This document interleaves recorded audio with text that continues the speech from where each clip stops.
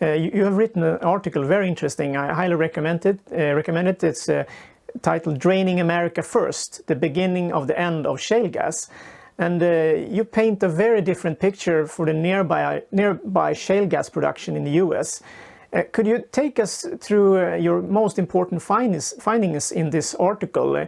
Perhaps we could start with one of the slides where you show, first of all, where all these the biggest fields are in the U.S. and yeah, take it from there. Right, Johan. So I have a slide that viewers can refer to, which shows where all of these shale gas and tight oil plays are in the United States. And for right now, we're going to talk mostly about the shale gas component. And there's another slide in which I show all of these various fields or plays, as they're called in the oil and gas business.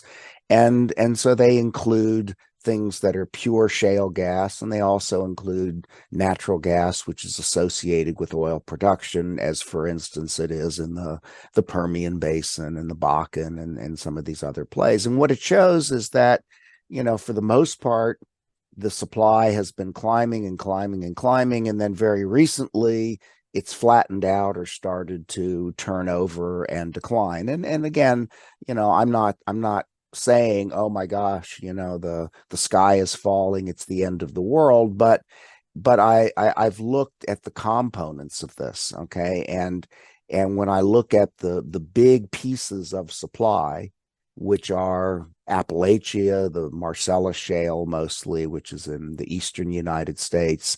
I mean, that's producing something like 35 billion cubic feet of natural gas per day. The Permian Basin is another big one. The Haynesville Shale is providing most of the gas that the United States is exporting as liquefied natural gas. And so all of those plays, except for the Permian, are declining and have been declining for some time, or are flat. And so this is publicly available data. There's no interpretation that's needed here. The U.S. Department of Energy, wrote some articles on their website a year ago saying that the Marcellus Shale, this huge 35 billion cubic feet of gas per day field, is declining. So, I mean, this is nothing that Art Berman is, trying to shake the world up about. This is, for people that follow this information, this is known, but it's not known to the average person, and it doesn't seem to be known to government leaders and policymakers. And so so the United States is the world's largest producer and exporter of natural gas today. And the United States is building new export terminals like crazy. Europe is building import terminals because Europe lost a lot of its supply from Russia back in 2022 with the Ukraine invasion. And the assumption or the belief is that the United States has sort of an infinite supply, at least, for the medium term, of natural gas to supply the world. And what the data that I'm showing says is, well, no, that's really not true at all. That most of these plays are already in decline, and the few that aren't are flattening. And furthermore, I looked at the very close detail, like, okay, so what are the average wells producing for their total lifetime? This is something we call estimated ultimate recovery, or EUR, if you like. It's very similar to reserves. Reserves also have to meet an economic threshold to be counted, whereas an EUR is just a number. But they're very similar.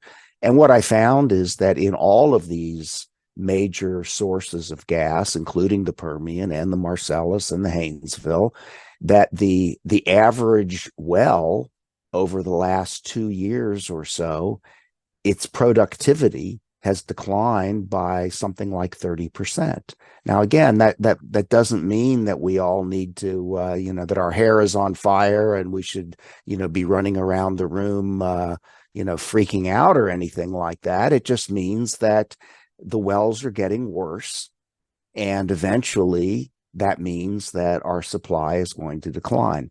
The other misconception that a lot of people have is that these shale plays are somehow different than other plays, and they are in how they're drilled and fracked. Okay, that's very different. But once we've established production, these are fields, just like every other field in the world. In all fields, increased supply as they're being developed, they reach a peak and then they decline. I mean, this is just earth physics. There's nothing, there's nothing revolutionary about this.